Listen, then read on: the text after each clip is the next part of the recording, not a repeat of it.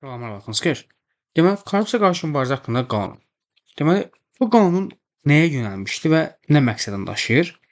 Yönəlmişdi korrupsiya əlaqədar hüquq pozmaların aşkar edilməsi, qarşısının alınması, nəticənin aradan qaldırılmasına, sosial ədalətin, insan vətəndaşların hüquqlarının və azadlıqlarının müdafiə olunmasına, iqtisadi inkişaf üçün əlverişli şəraitin yaradılmasına, dövlət, yerli özləşmə orqanlarının dövlət və bələdiyyə mülkiyyətində olan və ya payların nəzarət sərfi, yəni 51% dövlətə və bələdiyyəyə məxsus olan hüquqi şəxslərin və publik hüquqi şəxslərin və büdcə təşkilatların vəzifəli şəxslərinin fəaliyyətinin qanuniliyini, şəffaflığını və səmərəliliyinin təmin edilməsinə nəmişdi, yönəlmişdi.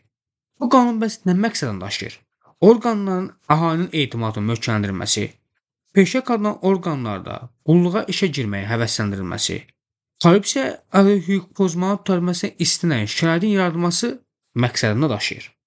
Əsas anlayışlar düzdür. Əvvəllər sırf ancaq korrupsiya anlayışı var idi, amma əsas anlayışların içərisində bir neçə əlavə tərəflər verilib. Deməli, bu qanunda istifadə olunan əsas anlayışlar bunlardır. Korrupsiya nədir? Vəzifəli şəxslərin öz statusundan, təmsil etdiyi orqanın statusundan və vəzifə səlahiyyətlərindən və ya həmin status və səlahiyyətinə rəy gələn imkanlardan istifadə etməklə qanunsuz olaraq, diqqətli olun, bunların hər biri parçalana bilər. Bunların hər birinə ayrı akt verir. Məsələn, öz statusundan qanunsuz olaraq gəlsə düzdür və yaxud da təmsil etdiyi orqanın statusundan qanunsuz olaraq gəlsə fikir düzdür. Deməli, buradakı hər biri parçalanmaq olar. Qanunsuz olaraq maddi və sair nemətlər, imtiyazlar və ya güzəştlər istəməsi və ya alması, yaxud da bu barədə təklif və ya vədin qəbul etməsi, habelə fiziki və hüquqi şəxslər tərəfindən qeyd edilən maddi və sair nemətlər, imtiyazlar, güzəştlərin qanunsuz olaraq vəzifəli şəxslərə təklif və ya vəd olunması və yaxud da verilməsi korrupsiya hesab olunur. Korrupsiya riski nədir? Korrupsiya hüquq pozmalarının və şəraitlərdən hüquq pozmaların törədilməsinin ehtimalıdır. Korrupsiya risklərinin idarə edilməsi. Korrupsiya risklərini azaltmaq məqsədilə korrupsiya risklərinin və ya həmin risklərə uyğun olaraq hədəflərin müəyyən edilməsi, eləcə də diqqətli olun. Buradakı eləcə də yazması o demək deyil ki, sırf tərif ümumi verə bilər. Xeyr. Tərifi iki ilə parçalab verə bilər. Məsələn, müəyyən edilməsi və yaxud da bunu da tək kimi versə, bu da risklərin idarə edilməsi anlamını ifadə edir. Eləcə də həmin risklərin təhlili, qiymətləndirilməsi və qarşısının alınması üzrə tədbirlərin görülməsidir. Səlahiyyətli struktur bölmə.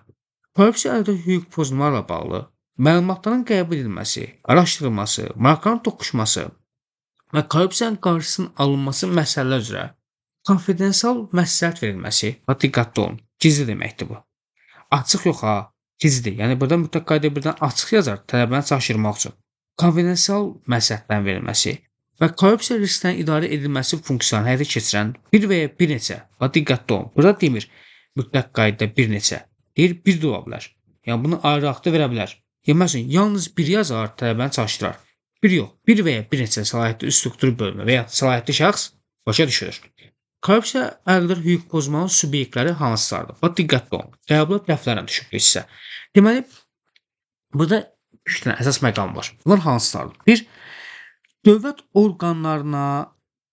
orqanlarına seçilmiş və təyin edilmiş şəxslər nə ilə verilmiş qaydadadır? Konstitusiya və qanunla. Burada bəzən yazır yalnız konstitusiya, yalnız qanun, fikir səhvdir. Konstitusiya və qanunlarla müəyyən olmuş qaydada dövlət orqanlarına seçilmiş və təyin edilmiş şəxslər, xüsusi səlahiyyət əsasında dövlət orqanları təmsil edən şəxslər, inzibati vəzifə tutan, diqqətli olun, yarımçı vəzifə tutan yox, inzibati vəzifə tutan dövlət qulluqçuları, dövlət orqanlarında müvafiq struktur vahidlərində, dövlət idarə müəssisə təşkilatlarda, habelə dövlətin nəzarət səhim zərfinə sahib olduğu təsərrüfat subyektlərində təşkilatı sərəncam verici, yəni qərar qəbul etmə səlahiyyətinə malik olan şəxslər, yəni təşkilatı sərəncam verici və ya inzibat təsərrüfat funksiyasını həyata keçirən şəxslər başa düşülür. Və yaxud da dövlət orqanlarına diqqətli olun. Biri var, sırf seçilmiş, yəni bu insan seçilib. Bir də var, namizədliyi qeydə alınmış. Namizədlik deyirsə, məsələn, deputatdır, mən deputatlığa öz namizədliyimi verirəmsə, burada ki, qanunla verilmiş qayda qeydə alınmalıdır. Bəzən burada qanun sözünü çıxardırlar. Yazar ki, məsələn, namizədliyi qeydə alınmış şəxslər. Hər namizədliyi qeydə alınmış şəxs o demək deyil ki, o seçkili vəzifələrə namizədliyin bəyətə iddiasında ola bilər. Xeyr, qanunla verilmiş qayda qeydə alınmış şəxslər diqqətli olun burada seçkili vəzifələrə. Bir də qanunverici söhbətdir burada. Bax, yerli özündə orqanı deyirsə, əgər sizə yerli icra desə, Diqqətli olun. Yerli icra yox. Yerli özündaxili orqanı söhbət bələdiyyadan gedir. Yəni bələdiyyə orqanlarına qanunverici verilmiş qaydada seçilmiş şəxslər.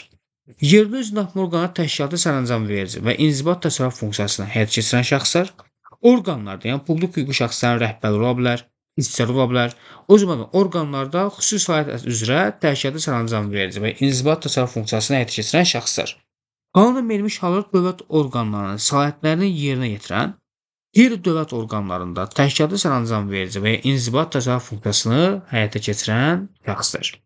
Deməli, bunlar nədir? Hər biri vəzifəli şəxs hesab olunur. Bir də var. Hüquq pozmanın subyekti ola bilər. Yəni bunlar hər biri subyektdir. Amma subyektlər iki yerə bölünür. Bir vəzifəli şəxslər, düzümü? Bir də vəzifəli şəxs olmayanlar. Yəni buraya qədər hamısı nədir? Vəzifəli şəxsdir. Bu iki dənə subyekt isə bunların hər biri vəzifəli şəxs olmayanlardır. Bunlar kimlərdir? 1. Öz nüfuzundan və əlaqələrdən istifadə edərək vəzifəli şəxsin qərarına qanunsuz təsir göstərmək müqabilində maddi və sair nemətlər, imtiyazlar, güzəştlər əldə edən şəxslər və yaxud da vəzifəli şəxsə qanun sonra maddi və sair nemətli imtiyaz güzəştlər təklif edən və ya vəd edən, yaxud da fiziki və hüquqi şəxslər və ya belə hərəkətlərdə vasitəçilik etmiş şəxslər. Burada sənə demək istəyir ki, yuxarıda qeyd olunan hər biri vəzifəli şəxsdir, yerdə qalan 2 dənəsi isə vəzifəli şəxs hesab olunmur. Qanunun tətbiq dairəsi kimlər üçün? Bax, qəbul dəftərinə düşür. Tətbiq dairəsi bu qanun. Ərazidə bütün fiziki şəxslər, bax, diqqətli olun. Burada əcnəbi vətəndaşlığı olmayan şəxslər də bu qanun tətbiq olunur, amma ərazidə. Bəzən burada yazır ki, istisna olmaqla, xeyr, elə bunlar da daxil olmaqla bu qanun tətbiq edilir. Və hüquqi şəxslər barəsində tətbiq oluna bilər. Amma bir də var, qanunun kənarda da tətbiq olunur. Amma kənarda kimlər tətbiq olunur? Kənarda tətbiq olunur vətəndaşlarımız üçün. Bax, diqqətli olun. Hər bir hüquqi şəxs üçün yox ha.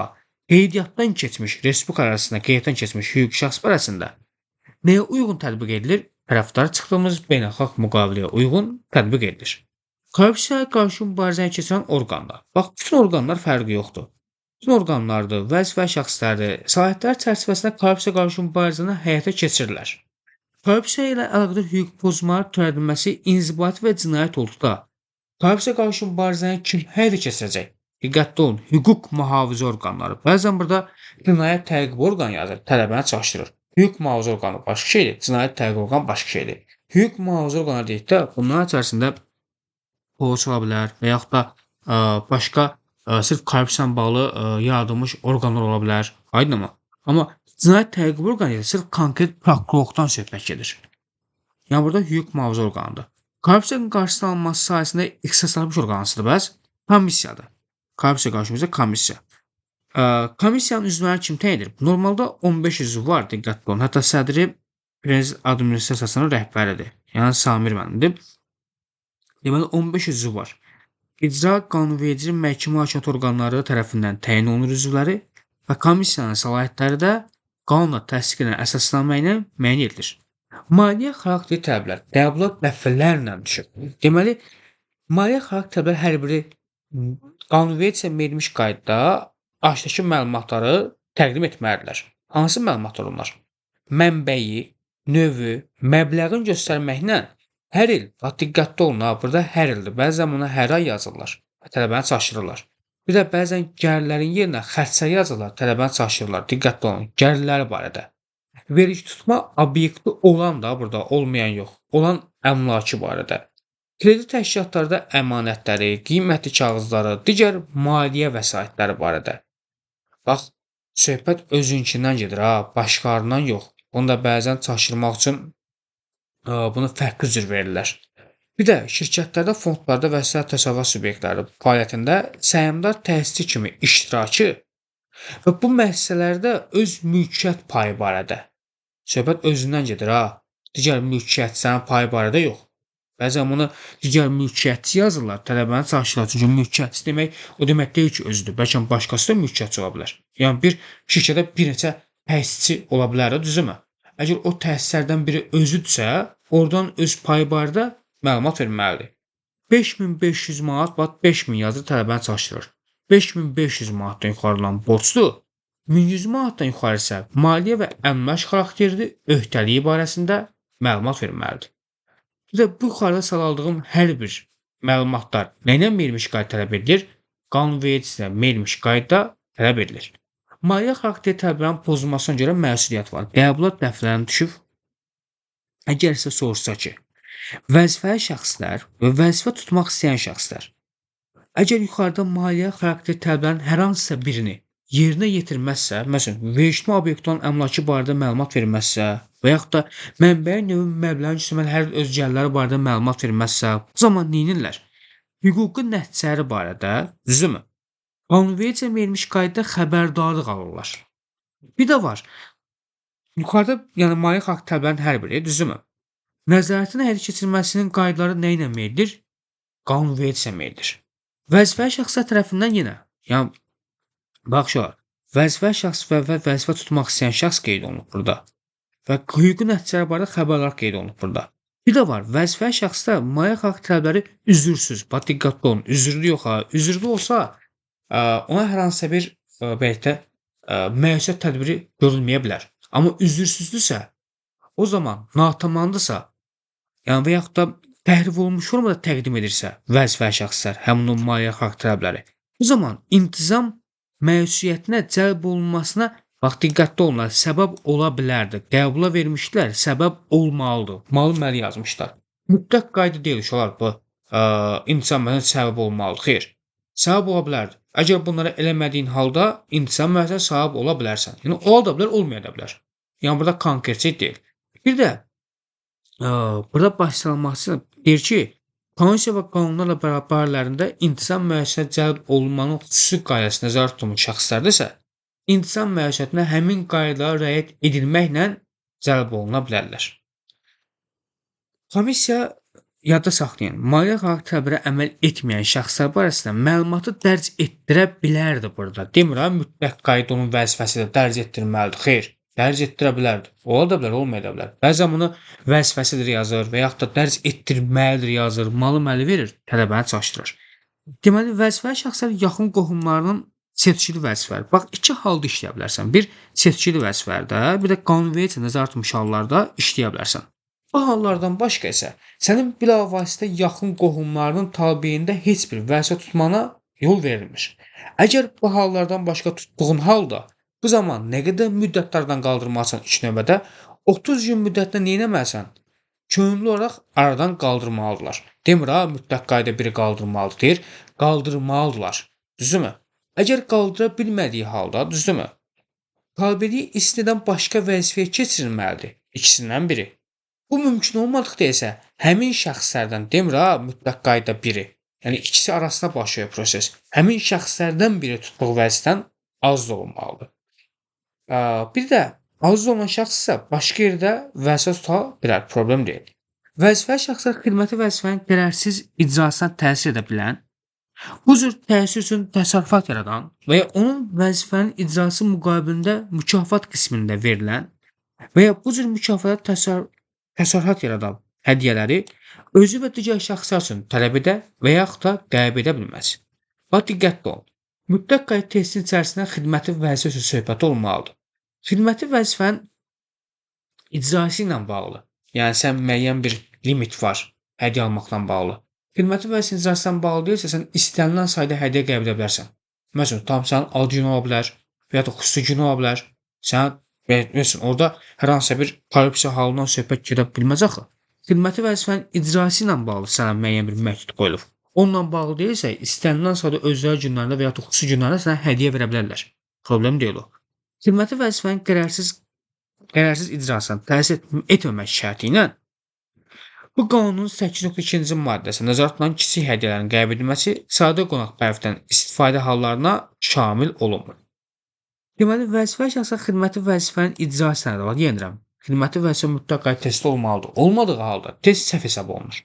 Xidməti vəzifə icrası ilə qədər bir il ərzində hər hansı fiziki və ya hüquqi şəxsdən ümumi məbləği 55 manatdan yuxarı olan bir və ya bir neçə hədiyyə qəbul edə bilməzsən. Həmin məbləğdən yuxarı olan hədiyyə şəxsin xidməti vəzifəsini həyata keçirdiyi orqana məxsus hesab edilir. Deməli, vəzifəli şəxsin hədiyyənin qəbul edilməsi və sadə qonaqpərvərlikdən istifadə ilə bağlı qərar gələ bilmədiyi hallarda bax, əvvəl burada yazırdı. Birbaşa rəhbərin rəyini verməlidir. Birbaşa rəhbər anlayışı çıxarılıb. Ya konkret nə deyir? Deyir, immini işlədiyin struktur bölmənin rəyin öyrənməlisən. Yəni hansı şöbədə işləmirsən, düzdürmü? Səlahiyyətli struktur bölmənin rəyin mütləq qaydada öyrənməlisən. Fiziki və hüquqi şəxslərdə mülki hüquq əqdlərinin bağlanması və onların icrası zamanı vəzifəli şəxs tərəfindən xidməti fəaliyyət bax bu cürdən mütləq qayda təsdiq olunmalıdır. Qəbulların birində xidməti fəaliyyət sözünü çıxartmışdı və tez səhv hesab olunurdu. Xidmətli fəaliyyət ilə əlaqədar hər hansı güzəştlər və yaxud da imtiyazlar əldə edilməsi qadağan olunur. Vəzifəli şəxs qanunsuz maddi və sairə nemətlər, imtiyazlar, güzəştlər təklif olunduğu hallarda vəzifəli şəxs onlardan imtina etməlidir. Maddi və sairə nemət imza güzəştlər vəzifəli şəxsə ondan asılı olmayan səbəblərdən verilərsə, o bu barədə yenə səlahiyyətli struktur bölməyə məlumat verməlidir. Maddi və sairə nemətlər, imtiyazlar, güzəştlər vəzifəli şəxsin işlədiyi orqana akt üzrə təhvil verilməlidir. 8-1-ci maddə korrupsiyanın risklərin idarə edilməsi var. Deməli, burada nəyi demək istəyirsə? Deyir ki, orqanın, qurumun rəhbəri korrupsiyanın risklərin idarə edilməsi məqsədilə səlahiyyətli struktur bölmə müəyyəndir. Korrupsiyanın risklərin idarə edilməsi prosesinə xüsusi bilik tələb edən sahələr üzrə mütəxəssislər cəlb edilə bilər. Orqanda hər ilin yanvar aylara diqqətli olursunuz. Bunu bəzən çaşdırmaq üçün ayların tarixini dəyişə bilər. Məsələn, yanvar yox, fevral yazar, dekabr yazar, tələbəni çaşdırmaq üçün. Yanvar ayının 15-dən aprelin 15-nə dək diqqətli olun. Əvvəlki ilə aiddən, bax, cari il yox ha, bəzən cari il yazar, tələbəni çaşdırmaq üçün. Əvvəlki ilə aiddən korrupsiya risklərinin müəyyən edilməsi, təhlili və qiymətləndirilməsinə aparılır. Korrupsiya əlaqədar hüquq pozmalar haqqında daxil olan müraciətlərin ümumiləşdirilməsinin nəticələrinə əsasən, fəaliyyətində daha çox şikayətlərin daxil olduğu struktur bölmədə, tabeliyində olan qurumda orqan rəhbərinin qərarı əsasında digər müddətlərə də risklərin müəyyən edilməsi, təhlil və qiymətləndirilməsi keçirilə bilər. Korrupsiya risklərin müəyyən edilməsi, təhlil və qiymətləndirilməsi həyata keçirilərkən, aşağıdakı məlumatlar nəzərə alınmalıdır. Bax, qəbula ehtimalı daha çoxdur. Hansı məlumatlar nəzərə alınır? Hüquqi və fiziki şəxslər arasında keçirilən sorğuların nəticələri. Yazar ki, buradan yalnız vətəndaşlar arasında, xeyr. Fiziki və hüquqi şəxs içərisində əcnəbi də var, vətəndaşlıq olmayan şəxslər də var. Korrupsiya ilə əlaqədar hüquq pozmalar haqqında daxil olan müraciətlər, həmin müraciətlərin əsasında aparılan araşdırmanın nəticələri. Mediada, həmçinin internet informasiya ehtiyatlarında, informasiya telekommunikasiya şəbəkələrində yayılan informasiya, korrupsiya risklərinin müəyyən edilməsi üçün mənbəyi məlum olan digər məlumatlarda, orqan fəaliyyətini tənzimləyən hüquqi aktlarda, dövlət maliyyə nəzarət tədbirlərinin, kənar dövlət maliyyə nəzarət tədbirlərinə, yaxud da məcburi və könüllü aidin nəticələri.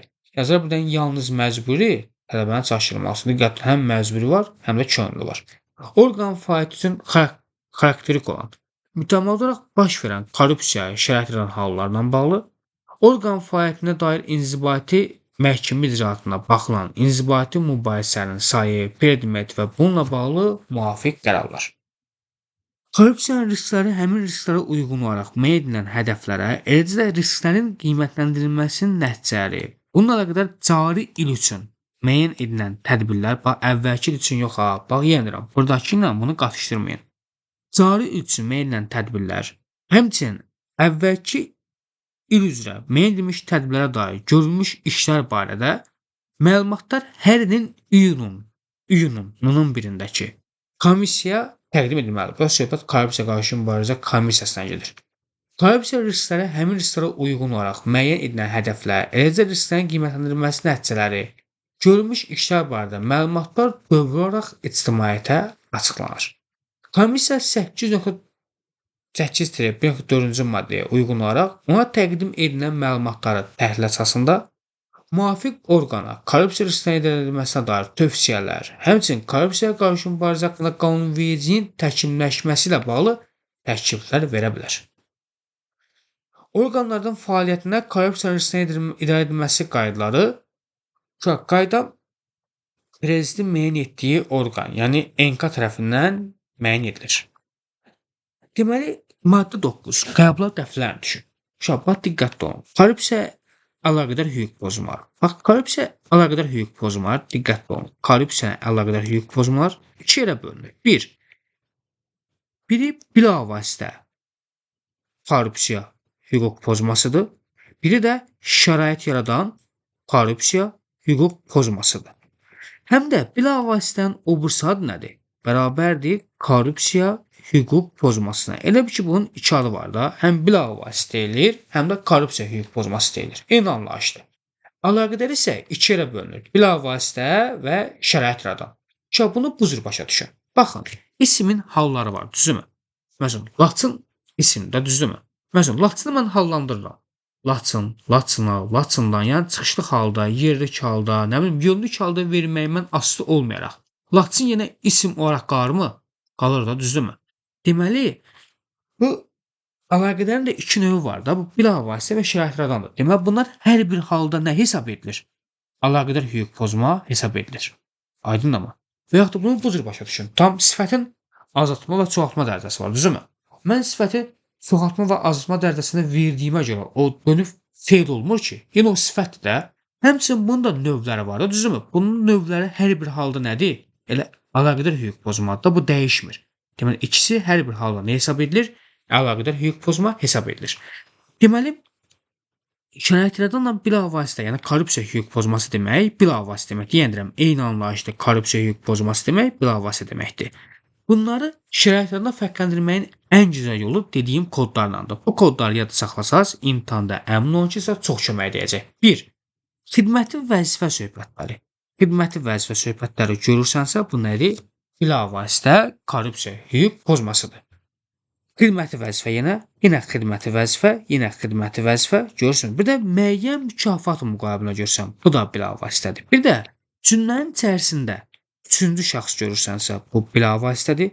Cümlənin içərisində bazar qiymətindən və dövlət tərəfindən qiymətdən daha aşağı nəyisə əldə edirsən, bu bilavasitədir. Bir də qanunvericiyə zidd gəlir götürürsənsə, qeyd olunanlardan bunların hər biri bilavasitə korrupsiya hüquq pozması hesab olunur. Yəni bu dediyim kodlarla yadda saxlasaz, imtahanda əmin olun ki, 90% testi düz işləyəcəksiniz. Yəni deyirəm, diqqətli olun uşaqlar. Bu dediyim kodları əzbərləyin. Xidməti vəzifə görürəmsə, üçüncü şəxslər görürəmsə, bazar qiymətindən, dövlət qiymət daha aşağı nəyisə əl tutmaq görürəmsə, qanunvericiyə zidd gəlir götürmək görürəmsə və müəyyən mükafat müqabilində görürəmsə, bunların hər biri nə hesab edilir? Bilavasitə korrupsiya hüquq pozması hesab edilir. Bir də var şərait yaradan hüquq pozma. Şərait yaradan hüquq pozmada bir yerdə xidməti vəzifə qeyd olunur. O da harda? Elmi pedaqoji yararcı fəaliyyət istisna olmaqla, diqqətli ol, daxil olmaqla yox. İstisna olmaqla digər ödənişli fəaliyyətlə məşğul olmağın sənin nə sayılır? Şərait yaradan hüquq pozma hesab olunur. Yəni deyirəm, şərait yaradan bilavasitə fərqləndirməyin ən gözəl yolu mən dediyim bu koddur. Bunu bildiyin halda testləri düz işləyəcəksən. Yerdə qalanlar isə məsələn söz oyunu edə bilərlər. Hə, cümlənin içərisində tutan burada nəyə fikir verirsiniz bu şərait yaradanda? Qanunsuz müdaxiləyə fikir verirsiniz burada. Sonra burada şəxsi maraq söhbətinə fikir verirsiniz burada. Sonra burada təyinatına uyğun olan yox, uyğun olmayan sözünə fikir verirsiniz burada. Sonra natamam təhrif olunmuş məlumatlar verilməsi. Bax burada bu hissəyə fikir verirsiniz. Sonra süni maye görürsən, bu şərait yaradan hüquq pozma hesab olunur. Yəni bunlardan beləliklə sırf şərait yaradanı bilavasitədən ayırt edə bilərsiniz. Problem deyil. Hətta mənim konspektimdə bunların hər birinə ayrı-ayrı da situasiya kimi vermişəm. Konspektdə bunların hər birinə baxa bilərsiniz. Demək gələk indi burada nə edirsə. Burada bu hissə qəbul dəftərinə düşür. Bax, diqqətli olun. Bu qanunu nəzərdə tutan hallardan başqa, yəni söhbət bunlardan başqa deyir. Düzdürmü? Bunlardan başqa vəzifəli şəxslərin fəaliyyətini tənzimləyən və statusunu müəyyən edən qanunverici aktlarında korrupsiya əlaqədar digər hüquq pozmalar da müəyyən edilə bilər. Yəni burada bəzi yazır ki, müəyyən edə bilməz, fikir səhvdir, müəyyən edə bilər. 10-cu maddə. 10-cu maddə deməli korrupsiya əlaqədar hüquq pozmaya görə vəzifəli şəxslərin məsuliyyətidir. Korrupsiya əlaqədar hüquq pozmanın qanunvericilə verilmiş qaydada hansı məsuliyyətdir? İmhic, yəni intizam, mülki hüquqi, inzibati və cinayət məsuliyyətinə səbəb olur. Vəzifəli şəxs bu qanunun 9-cu maddəsində. Bax, söhbət uşaqlar nədən gedir? bu yuxarıda sadalanan hər hansısa birindən gedir. Düzünmü? Məsələn, ümumi burada 9-cu maddə yazmaz. Yazar məsələn, tam burada bir dənə cümlə çıxardar. Deyər ki, məsəl üçün, tutam götürək bir dənə hansını. Tam götür bu cümləni, düzünmü? Bax deyər ki, bu olduğu halda, düzdür? Yəni o əməl törətdiyi halda, bax bu qeyd etdiyim əməl törətdiyi halda, düzdür? Nəzərdə tutulmuş hüquq pozma törətməsindən mülki hüquqi, inzibati və cinayət məclisi yaratdıqda həmin vəzifəli şəxslərin məclisə cəlb olunması nəyə müvafiq həyata keçirilir? Qanunvericiliyə. Və yaxud da korrupsiyada hüquq pozma törətməsinə intizam olduqda bəs, bax diqqətli olun. Bu üç olduqda qanunvericilikdir. Amma yuxarıda sadalanan hər hansısa biri olduğu halda bəs, əməldə intizam olsa bəs bu zaman nəyə uyğun tədbir görülür? İşte burada bu qanundur. Bu qanunda söhbət korrupsiya qarşı mübarizə haqqında qanundur. Və digər qanunverici aktların tənzimlənəcək. İntizamda 2 dənəsi var. Yerdə qanunlar isə ancaq bir dənə qanunvericilikdir. Bunu yadda saxlayın. Deməli bir də burada deyir ki, bu qanunun 9-cu maddəsində nəzərdə tutulmuş hüquq pozmanın törədilməsi inzibati və cinayət məclisi yaratmadıqda. Uşaq demirəm mülki hüquq. Ola bilər mülki hüquq olsun, intizam da olsun. Sadəcə bu ikisi olmadıqda, düzdürmü? Xüsusi hallara riayət edilməklə qanunvericiyə verilmiş qaydada intizam məclisinə səbəb ola biləcək hallar hansılardır? Bu isə qəbula dəfnən düşür. Və yaxud biz dedik ki, dövlət orqanları nəyə seçilmiş şəxslərdir? Konstitusiya və qanunlandır. Demək, bunlarda intizam məsuliyyəti olduğu halda kimə məlumat verilməlidir? Korrupsiyaya qarşı mübarizə aparan orqan, düzdürmü? Bu barədə vəzifəli şəxsin seçildiyi dövlət orqanına məlumat verilməlidir. Yəni deyirəm, korrupsiya qarşı mübarizə aparan orqan deyir. Demir ha burada komissiya. Çünki biz korrupsiya qarşı mübarizə aparan orqanlar daha genişdir. Bunun içərisində bütün dövlət orqanları da nəzərdə tutula bilər. Bir də deyir ki, yerli özündaxma orqanlarında bəs nəyə seçilmiş şəxslərdir? Qanunvericisən, düzdürmü? Deyir, bəs bunlarda intizam olduğu halda bu zaman nə etməlisən? Deyir, korrupsiya qarşı mübarizə aparan orqan yenə bu barədə qərarı verir kimə? Müvafiq seçki komissiyasına. Şu an mərkəzi seçki komissiyasına yox ha. Hansı ərazi seçilməmişsə, düzdürmü? Hər ərazi üzrə seçki dairəsi olur. Həmin o seçki dairəsi, məsələn, Binəqədi üzrə seçilmirsən, düzdürmü? Və Binəqədi seçki dairəsinə sənin barəndə məlumat verirlər ki, bu insan korrupsiya törədib, düzdürmü? Və əməldə intizam var. O zaman nə edir? Həmin o seçki komissiyasına məlumat verən o korrupsiya qarşı mübarizə orqan məlumat verir müvafiq seçki komissiyasına, düzdürmü? Həmin o seçki komissiyası nə edir? Bu barədə daxil olan sənədləri 5 gündən, bax diqqətli olun, iş günü deyil ha, 5 gün deyir. 5 gün ərzində seçildiyi yerli özündaxma orqanına təqdim edir. Bir də var, dövlət orqanlarının seçkili vəzifələrə namizədliyi, yəni bu insanın yiyəsi yoxdur da, kiməsə məlumat vermək olmur. Düzdürmü? Həm bu namizəddir, bu seçilməyib axı biz kiməsə məlumat verək. Deməli bu namizəddirsə, düzdür? Namizədliyi qeydə alınmış şəxslərə bəs nə cür tənzimlənir? Seçki məcəlləsi ilə tənzimlənir. İntizam məişət tədbirləri. Hakimlər də bəs neyirlər intizam məcəlləsinə cəlb etmək üçün? Bu zaman intizam tənbih tədbirinin tətbiq edilməsi ilə bağlı məhkəmə hüquq şurasına məlumat verilir. Gələk 11-ci maddəyə. Baxın. 11-ci maddə qəbula dəfələrlə düşüb. Bax diqqətli olun. Bu var fiziki şəxsin məişət tədbirləri. Biri var hüquqi şəxsin məişət tədbirləri. Bax qanunvericiyə verilmiş korrupsiya hüquq pozması törətmiş. Bax diqqətli olun. Demir ha burada. Çünki bax əslində mən onu əvvəlcə deməliydim sizə. Bu korrupsiya əlaqədar hüquq pozmanın subyektlərin içərisində fiziki şəxslər də var, hüquq şəxslər də var. Amma diqqətli olun burada.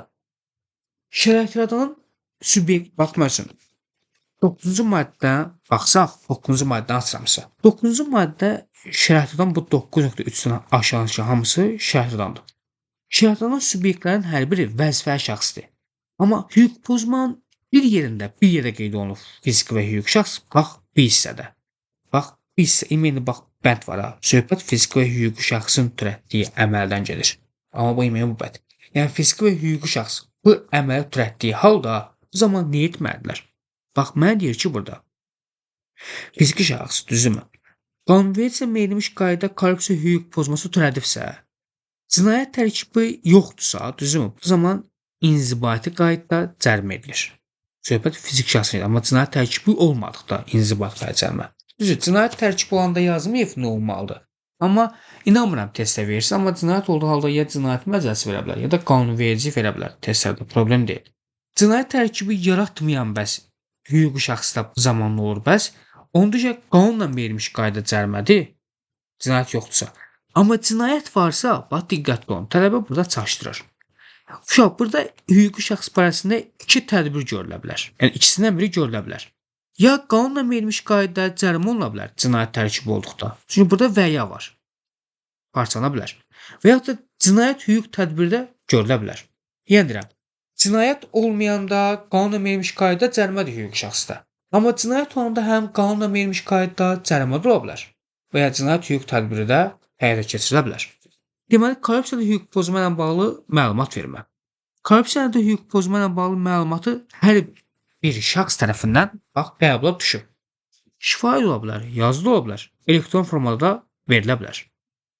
Orqanların, qurumların rəhbərləri korrupsiyada hüquq pozma ilə bağlı məlumatları idarədaxili qayda verilməsi mexanizmini müəyyən etməli, işçilər və iş görən və xidmət göstərən digər şəxslərin korrupsiyada hüquq pozma ilə bağlı məlumatları qəbul etmək səlahiyyətinə malik olan bu subyektlərə və korrupsiya qarşı mübarizə sahəsində ixtisaslanmış orqana müraciət etmə qaydaları, müraciətə baxılmanın nəticəsi, korrupsiyada hüquq pozma ilə bağlı məlumat verən şəxslərin hüquqlarla tanış olmalarını təşkil etməlidir. Orqanlarda rəhbərləri həmin orqanın strukturun işçilərinin sayı həddi, fəaliyyət istiqamətləri, iş həcminin nəzərə alınmaqla korrupsiyada hüquq pozma ilə bağlı məlumatların qəbul edilməsi, araşdırılması üçün səlahiyyətli struktur bölmə müəyyən edirlər. Orqan və qurumların, çalışan işçilər korrupsiyada hüquq pozma ilə bağlı məlumatları kimə verməlidir? Bax, qəbula düşür bu. Təqdim etməlidir səlahiyyətli struktur bölməyə. Səlahiyyətli struktur bölmə öz funksiyasını səmərəli yerinə yetirmək üçün fəaliyyətinə qanunsuz müdaxilələri istisna edən zəruri müstəqilliyə malik olmalıdır. Səlahiyyətli struktur bölmənin işçiləri barədə həvəsləndirmə, intizam tənbih tədbirinin tətbiq edilməsi, insan resurslarının idarə olunması, işçilərin qiymətləndirilməsində attestasiyada birbaşa və dolayı yolla iştirak etməlidir. Səlahiyyətli struktur bölmə orqanların rəhbərləri qarşısında hesabatlıq və qərərsizlik tələblərinə uyğun fəaliyyət göstərməlidir. Səlahiyyətli struktur bölmə korrupsiya ilə əlaqədar hüquq pozma ilə bağlı məlumatı qəbul etdikdən sonra qeydə almalıdır. Məlumatın qeydə alınmasını diqqətli olun. Kimə təqdim etməlidir, bildirməlidir. Məlumat verən şəxsə bildirməlidir. Səlahiyyətli struktur bölmə korrupsiya əlaqədar hüquq pozma ilə bağlı məlumatı qeydə alındığı gündən, diqqətli olun. Orqana daxil olduğu gündən yox, qeydə alındığı gündən 20 iş günü, 20 gün yox, 20 iş günü müddətində məlumat araşdırmalı və araşdırmanın nəticəsi barədə məlumat verən şəxsə bildirməli. Qəbula dəfələrlə düşür. Yazır ki, korrupsiya ilə bağlı edilən müraciətlərə hansı qanundan baxılır? Uşaq, diqqətli olun. Korrupsiya ilə bağlı edilən müraciətlərdir, onlara baxılmaq xüsusiyyətləridir, hamısı nə ilə edilir? Vətəndaşların müraciət haqqında qanunla edilir. Barəsində məlumat verilən şəxsə, sən korrupsiya halına buraxmısan, düzümü, mən rəhbər vəzifəli şəxsəm və mən korrupsiyanın içindəyəm. Mənim barəmdə məlumat verilibsə, həmin araşdırmanın nəticəsində birbaşa və dolayı yolla maraqlı şəxslərə korrupsiyada hüquq pozma bağlı məlumat araşdırması həvalə edilə bilməz. Yəni, o araşdırmanı mənə verə bilməsi sən bax bu araşdırmaya. Çünki niyə? Sırf mənim barəmdə məlumat verilir. Ona görə. Korrupsiyada hüquq pozma bağlı məlumat səlahiyyətli struktur bölmə. Biri var ki, İdarə məsləhətçi işçilər məlumatı kimə verir? Səlahiyyətli struktur bölməyə, düzümü? Bir də var. Sırf ümumi səlahiyyətli struktur bölmənin özü ilə bağlı bəs olduqda korrupsiya halı zaman bəs kimə təqdim etməlisən? Həmin müvafiq orqanların rəhbərlərinə təqdim etməlisən. Və orqan rəhbəri belə məlumatları qəbul edilməsi, qeydə alınması, bu qanun nəzarətindən müvafiq tədbirlərin həyata keçirilməsi təmin etməlidir. Bəs ola bilər ki, korrupsiyada hüquq pozma bağlı məlumat sırf orqan rəhbəri ilə bağlı olsun. Zaman bəs kimə təqdim etməlisən həmin o məlumatları? Onda burada korrupsiya qarşı mübarizə sahəsində ixtisaslanmış orqana təqdim edə bilərsən. Və yaxud da həmin orqanın yuxarı vəzifəli şəxsinə məlumatları təqdim edə bilərsən. Həmin orqanlar bu məlumatın qəbul edilməsi, qeydə alınması və bu qanun nəzarətindən müvafiq tədbirlərin keçirilməsini təmin etməlidirlər. Korrupsiyada hüquq pozma bağlı məlumat verilmiş şəxsin dövlət müdafiəsi qəbula dəfələrlə düşüb bu hissə. Deməli, korrupsiyalı hüquq pozma ilə bağlı məlumat verən şəxs özü barədə məlumatın açıqlanmasını istəmədiyi halda səlahiyyətli struktur bölmə, orqanın rəhbəri və korrupsiya qarşı mübarizə sahəsində ixtisaslaşmış orqanlar onun konfidensiallığını, gizliyini təmin etməlidirlər. Bu məlumatın korrupsiyalı hüquq pozma ilə bağlı məlumat verən şəxsin yazılı razılığı olduqda açıqlana bilər. Birdən tez var ki, hər bir halda açıqlanması icazə verilmir. Fikir səhvdir axı. Çünki mənim burada kənara çıxmalım var. Əgər yazılı razılıq olduqda açıqlana bilər, düzümü? Korrupsiyalı hüquq pozma ilə bağlı məlumat verən şəxs, konfidensiallığın pozulmasının təqsiri olan şəxslər qanunla verilmiş qaydada məsuliyyət. Yəni əgər sən hər hansısa bir məlumat vermiş şəxsin konfidensiallığını pozursansa, hansı məsuliyyətdir? Qanunla verilmiş məsuliyyətdir. Gələk bu hissəyə. Deyir ki, korrupsiyalı hüquq pozma ilə bağlı məlumat verən şəxs və onun yaxın qohumları hədə qorxu gəlmək və təzyiqlərə məruz qoymaq, maddi mənəvi ziyan vurmaq, təhqir təhdid etmək, şərəf və layiqiyyətini alçaltmaq qadağandır. Korrupsiya əldə hüquq pozma ilə bağlı məlumat verən işçiyə belə məlumatın verildiyinə görə birbaşa dolayı yolla qisas almaq məqsədi ilə tənbeh tətbiq etmə, əmək müqaviləsinə xitam vermə, vəzifədən azad etmə, başqa işə keçirmə, əmək haqqından qanunsuz tutulmalar aparma, vəzifədə irəli çəkməyə və ya həvəsləndirməyə aktiv və ya passiv formada maneəçilik törətmə, mənfi cəhətdən xarakteriz etmə və digər bu cür tələbləri tətbiq edə bilməzsən.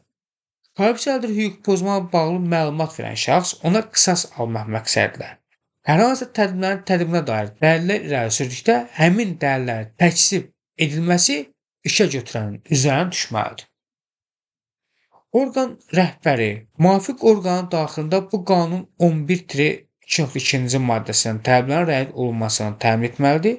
Həmin maddənin tələblərin pozulmasının məsuliyyətinə, yəni pozulması məsuliyyətə səbəb olur. Deməli, bu qanun deyir ki, isə əgər tədbirə məruz qalındığı iddia edən şəxs pozulmuş hüquqların bərpası üçün aid üzrə yuxarı vəzifəli şəxsə məhkəməyə də müraciət edə bilər. Məsələn, konfidensial pozulubsa, bu arada yuxarı vəzifəli şəxsə və ya da məhkəməyə də müraciət edə bilərsən. Gələk bu hissəyə. Deyir ki, bizə burada korrupsiyanın əldə hüquq pozma ilə bağlı məlumat verən şəxs, onun yaxın qohumu barəsində öldürməklə hədə icra ediləcəyi, zor tətbiq ediləcəyi, əmlakın məhv ediləcəyi, ona ziyan vuracağı qorxusunun mövcudluğu olduğu halda, yəni burada konkret ölüm həddinə çatdırılacağı halda bəs bu zaman nə etməlisən? Bu zaman korrupsiya ilə hüquq pozma bağlı məlumat verən şəxsin, bax, diqqətli ol, qəbulda verilmişdi yaxın qohumu prokurora müraciət edir. Həmin o məlumat verən şəxsin özü prokurora müraciət edir, düzdürmü? Və cinayət prosesində iştirak edən şəxsin dövlət müdafiəsi haqqında qanunla verilmiş qaydada təhlükəsizlik tədbirləri tətbiq edilir. Deməli, orqanların səlahiyyətli sübut bölmə, korrupsiyaya qarşı mübarizə sahəsində ixtisaslaşmış orqanlar tərəfindən bu qanun 11-1, 11-2-ci maddə tələblərinin pozulduqda korrupsiyalı hüquq pozma bağlı məlumat verən şəxs inzibati qaydada və məhkəməyə də şikayət verə bilərlər. Problem deyil. Bu qanun 11-2-ci maddə nəzərdə tutulmuş müdafiə korrupsiyalı hüquq pozma ilə bağlı bilə-bilə, əgər bilə-bilə yalan məlumat verirsənsə, o sənə tətbiq olunmayacaq. Sən burada onu baş salmaq istəyir. Bu da belə ki, sən burada nə indi? Qanunsuz əldə edilmiş əmlak və yaxud da vəzifəli şəxs tərəfindən qanunsuz əldə edilmiş əmlak, qanunsuz əldə edilmiş imtiyazlar, güzəştlərin dəyəri könüllü olaraq dövlət nəfd edilməlidir. Vəzifəli şəxslər qanunsuz əldə edilmiş əmlakı könüllü olaraq, bax, ilk növbədə nə etməlisən? Birinci könüllüdür. Könüllü dövlət nəfd ödənməlisən. Əgər könüllü ödənmədiyi halda, düzdürmü? Bu zaman diqqətli ol. Bu zaman müvafiq orqanlar, qurumların iddiası əsasında, bax, diqqətli ol, bura demir, məhkəmə özü birbaşa rəddidir. Xeyr, bunlar iddia qaldırır, düzdürmü? Və sən beləcə onu könüllü ödəmək istəmirsənsə, əgər ödəməkdən imtina edirsənsə, o zaman məhkəmə tərəfindən dövlət nəfinə ödəniləcək. Amma kimin iddiası əsasında? Orqanların əsasında. Bəzən burada məhkəmə sözünü çıxardılar, tələbəni çaşdırmaq üçün. Diqqətli ol. Bunu bu orqan, əgər könüllü ödəyə bilmədikdə, orqan özü ödətdirmir. Məhkəmə ödətdirir. Orqan neyinir? İddia qaldıra bilər ancaq. İşə məhkəmədə baxılana qədər İddianın təmin edilməsi üçün məhkəmə tərəfindən cavabdeh əmlakı barədə nəyindən meyilmiş qədər təbliğ görülür? Mülki prosessual qanunvericiliyindən. Korrupsiya ilə əlaqədar hüquq pozma ilə bağlı qəbul edilmiş aktları kimlər ləğv edə bilər? Bax, qəbul sualıdır bu. Diqqətli olun. Burada tərəfindən söhbəti iki yerə qeyd olunur. Bir burada, bir burada. Yəni sənə demək istəyir ki, bununla bağlı aktları ləğv edə bilər, müvafiq orqanlar tərəfindən ləğv oluna bilər, düzümü? Və yaxud da dövlət orqanları və digər şəxslərin müraciəti əsasında məhkəmə tərəfindən də ləğv edilə bilər. Və bu qanun qüvvəyə min yəni bu qanun 2005-ci yanvarın 1-də isə qüvvəyə minmişdir.